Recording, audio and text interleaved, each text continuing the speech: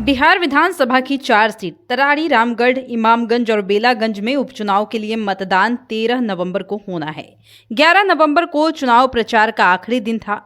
Belaganj seat से RJD प्रत्याशी के पक्ष में वोट मांगने पार्टी सुप्रीमो लालू प्रसाद यादव खुद पहुंचे थे। इससे पहले तेजस्वी यादव ने यहां पर चुनाव प्रचार के लिए मोर्चा संभाला था।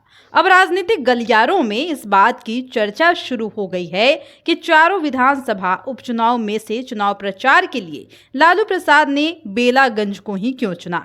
क्या बेलागंज में जदयू की जीत हार बिहार में आगे की राजनीति को तय करेगा? क्या नीतीश कुमार लालू प्रसाद के गढ़ को तोड़ना चाहते हैं? चारों सीटों में से बेलागंज की सीट ही ऐसी सीट है जिस पर जदयू चुनाव लड़ रही है। बाकी की 3 सीट पर बीजेपी मैदान में है। बेलागंज से जदयू ने मनोरमा देवी को उम्मीदवार बनाया है। सुरेंद्र यादव यहां से 8 बार विधानसभा चुनाव जीतने के बाद अब जहानाबाद से सांसद है।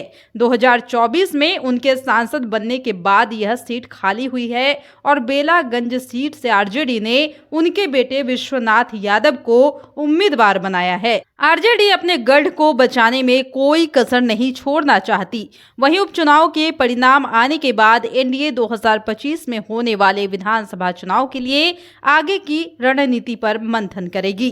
गया जिले में 10 विधानसभा सीटें हैं। इसमें 5 सीटों पर राजद का कब्जा रहा है। शेष 5 सीट बीजेपी और हम के कब्जे में है। जदयू की जीत बेलागंज से होती है तो गया जिले की राजनीति में जदयू की एंट्री हो जाएगी। लालू प्रसाद इसको रोकने के उद्देश्य से ही सोमवार को वहां पर पहुंचे थे। 2020 के विधानसभा चुनाव में शेरघाटी, बोधगया, बेलागंज, गुरुआ और अंतरी विधानसभा से राजद की जीत हुई थी। वहीं बाराचट्टी, टेकारी, इमामगंज में हम पार्टी तो गया टाउन और वजीरगंज में बीजेपी ने जीता था। इस लिहाज से गया जिला में राजद मजबूत स्थिति में कहा जा सकता है। गया, जहानाबाद और औरंगाबाद की बात करें तो यहां से हम पार्टी के जीतन राम मांझी सांसद हैं, जबकि जहानाबाद से राजद के सुरेंद्र यादव और साथ ही औरंगाबाद से राजद के अभय कुशवाहा सांसद है। ऐसे में जदयू उम्मीदवार मनोरमा देवी वैश्य बनिया और स्वर्ण का वोट ट्रांसफर करा पाती हैं या नहीं, ये देखने वाली बात होगी। बताया जा रहा है कि बेलागंज की सीट नीतीश कुमार के लिए प्रतिष्ठा की सीट बन गई है और बीजेपी के लिए परीक्षा की। अभय कुशवाहा पहले नीतीश कुमार की पार्टी जदयू में हुआ करते थे।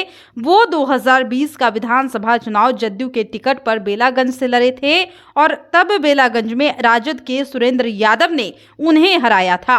2024 के लोकसभा चुनाव में लालू प्रसाद ने कुशवाहा कार्ड खेलते हुए अभय कुशवाहा को जदयू से तोड़कर राजद की तरफ ले आए और औरंगाबाद से टिकट दिया था।